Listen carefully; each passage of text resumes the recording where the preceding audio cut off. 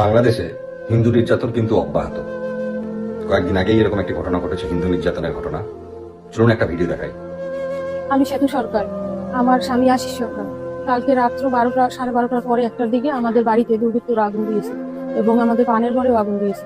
এই ছোট বাচ্চাদের নিয়ে আমরা বাড়িতে থাকি, আমরা তো এখন একটা আতঙ্কের মধ্যে আছি। কারা দিছে আমরা বলতে পারি না, কিন্তু আমরা প্রশাসনের কাছে এইটাই আমাদের কথা যে তারা এটা সংশোধন করুক বা আমাদের সুরক্ষা ব্যবস্থা করুক।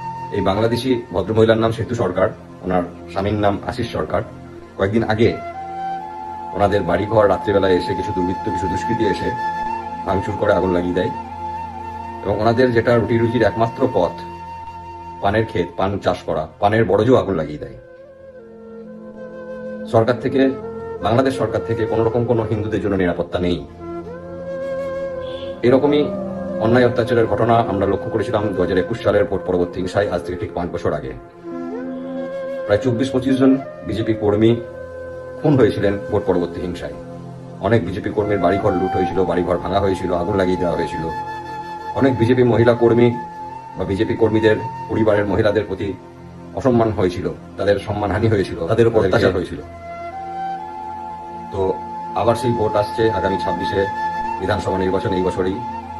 পশ্চিমবঙ্গের জনগণের কাছে আমার অনুরোধ একান্তই, সেই 2021-এ ভোট পরবর্তী হিংসা যাতে আর দেখতে না হয়, তার জন্য ভোটটা কিন্তু এবার ভেবেচিন্তে দেবেন। নমস্কার।